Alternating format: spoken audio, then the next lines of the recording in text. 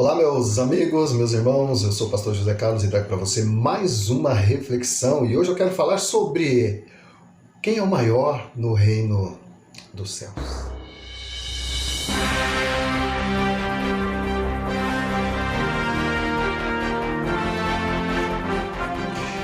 Olha só, certa ocasião, quase no final do ministério de Jesus, seus discípulos levantaram a seguinte questão: quem será o maior no reino dos céus?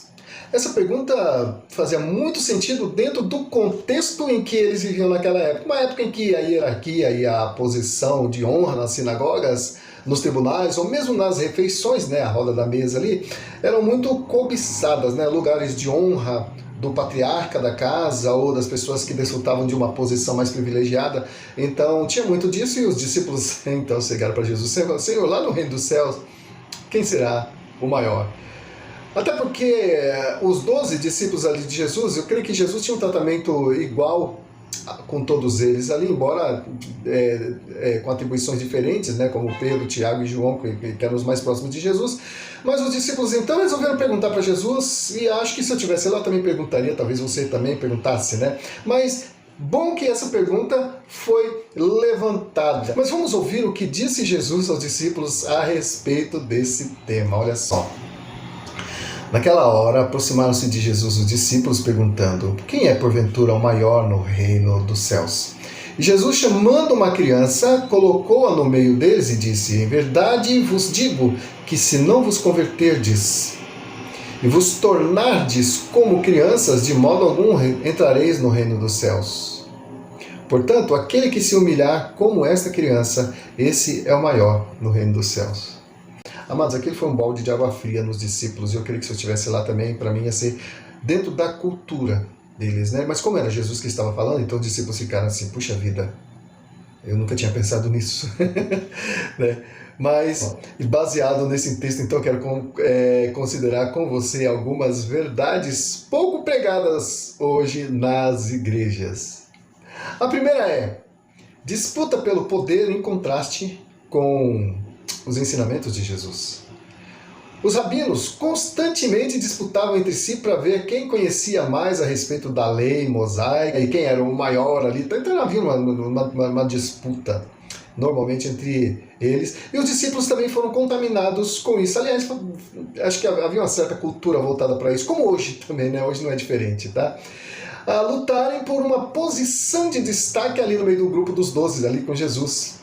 E eles não estavam apenas apresentando um desejo primitivo e mesquinho de importância para aquela época, não. Eles estavam sendo espirituais no sentido judaico de entender as coisas, Por exemplo, aquele que segue o mestre, então ele tem uma proeminência. Aquele que está mais perto do rabino, então ele é mais importante no reino dos céus. Então era essa mais ou menos a ideia. O sumo sacerdote, então, era o que estava mais próximo de Deus. Os levitas, então, tinha até chegar na plebe, Vamos dizer assim. Então, Jesus, ele estava desmistificando isso, e é isso que eu quero compartilhar com você, algo que tem estado no meu coração há algum tempo, porque eu tenho visto que realmente a gente tem pegado muito pouco sobre humildade. Jesus, ele estava querendo corrigir, ele aproveitou essa pergunta para corrigir um padrão que já havia sido definido lá pela cultura da época, mas que Jesus, então, ele tinha uma proposta melhor, Um padrão mais adequado para a igreja, aliás, um padrão sobre o qual a igreja seria levantada. Porque o reino dos céus tem conceitos diferentes do reino dos homens. E como,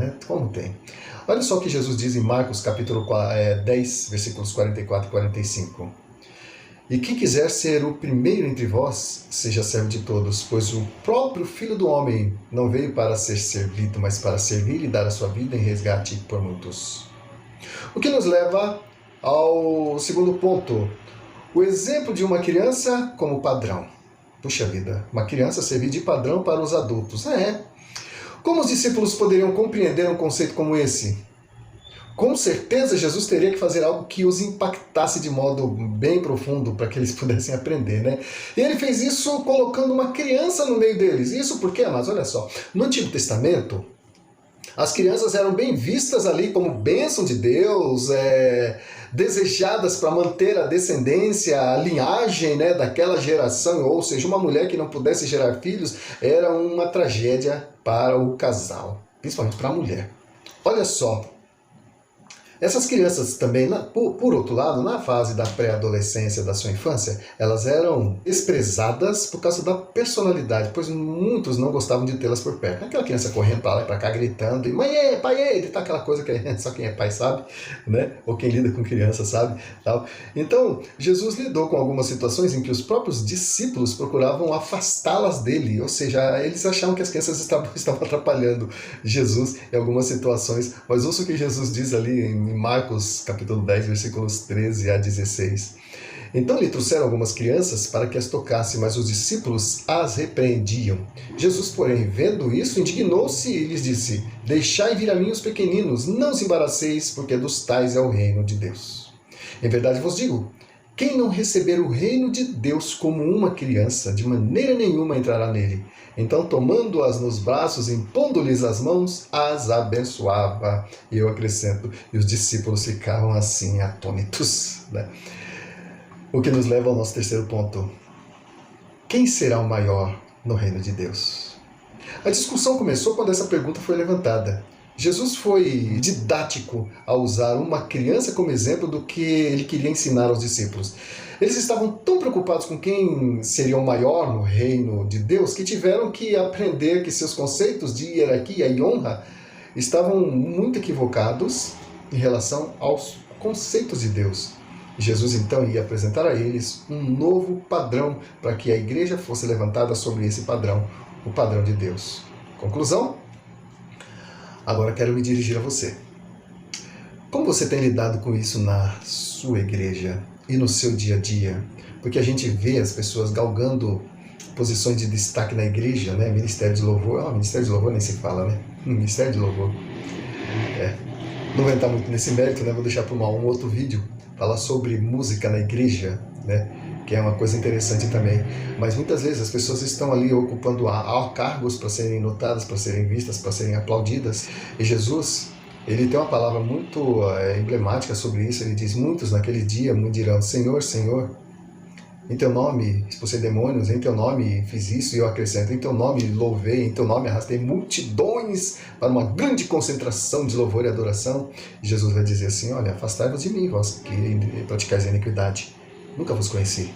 Ou seja, tudo que você faz em seu próprio nome, tudo que você faz para sustentar, tudo que você faz para se engrandecer diante das pessoas usando o nome de Jesus, a conta vai vir. De tudo que os homens falarem dela, prestarão contas no dia do juízo. Então, amados, nós precisamos tomar muito cuidado sobre a nossa postura na igreja. Quem é o dono da igreja, quem é o Senhor da igreja, quem é o principal da igreja é Jesus. Portanto, não devemos usar o nome de Jesus para nos promover, pelo contrário.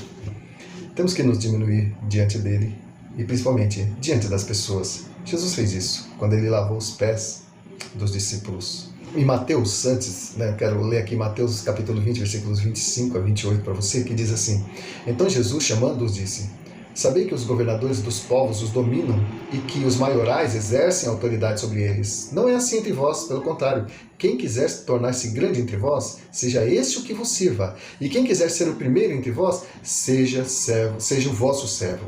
Tal como o Filho do Homem, que não veio para ser servido, mas para servir e dar a sua vida em resgate por muitos. Olha só, amados, a última lição que Jesus ensinou para os discípulos foi justamente essa, a lição da humildade. Foi na ocasião em que ele lavou os pés dos discípulos.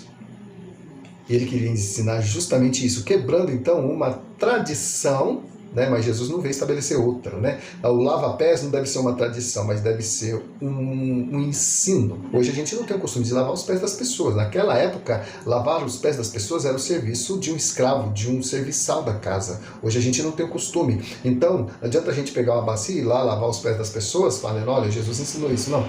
Jesus ensinou que você deve ser servo nas coisas que as pessoas precisam. Às vezes, as pessoas não precisam que você lave os pés delas. De repente, elas precisam de algo mais significativo, que elas precisam de acolhimento, elas precisam de instrução, elas precisam de um abraço, elas precisam de atenção, né? Você vê que lava-pés nem sempre é uma necessidade nossa, principalmente hoje em dia que a gente usa sapato e as ruas são todas asfaltadas, né? Lavar-pés hoje em dia significa dar a atenção devida para quem precisa, né? Jesus faria isso. E Jesus então, depois que ele lavou os pés dos discípulos, João 13, a partir do do versículo 12, ele diz assim: depois de lhes ter lavado os pés, tomou as suas vestes e, voltando-se à mesa, perguntou-lhes: compreendeis o que vos fiz? Vós me chamais mestre e senhor, e dizeis bem porque eu sou. Ora, se eu, sendo mestre e senhor, vos lavei os pés, também vós deveis lavar os pés uns dos outros, porque eu vos dei o exemplo para que, como eu vos fiz, façais vós também. Em verdade vos digo que o servo não é maior do que o seu senhor, e nem o enviado maior do que aquele que o enviou. Ora, se sabeis essas coisas, bem-aventurados sois, se a praticardes. E é isso, amados. Essa é a reflexão que o Senhor colocou no meu coração para estar abençoando a sua vida. E se você foi abençoado, se você foi edificado, então compartilhe. Se você não é inscrito no canal, se inscreva, dê um joinha para que o YouTube entenda a relevância desse conteúdo. Amém? Então, amados, lembrando que quando Jesus lavou os pés dos discípulos, ele não estava ensinando os discípulos a lavarem os pés uns dos outros. Ele estava ensinando os discípulos a serem servos uns dos outros. Por exemplo, eu não preciso que ninguém lave meu pé hoje. Mas eu posso precisar de um abraço, eu posso precisar de atenção, eu posso precisar de ajuda em alguma situação que não seja necessariamente lavar os pés. Entenda isso. Temos que aprender, ou temos que resgatar isso, porque, amado, a igreja seria levantada sobre os pilares da humildade e do serviço. Amém? Que Deus te abençoe e fique na paz do Senhor Jesus. E até o nosso próximo vídeo, se Deus quiser.